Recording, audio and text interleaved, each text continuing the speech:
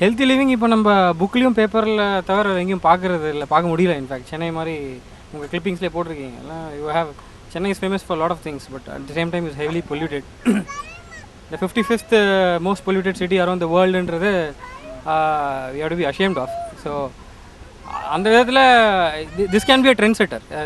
Probably face of Chennai can be changed if உங்களை மாதிரி developers more and more இந்த மாதிரி ஒரு ப்ராஜெக்டில் வந்தீங்கன்னா that 55 can go up to 5. So if that can be achieved, it's a great thing.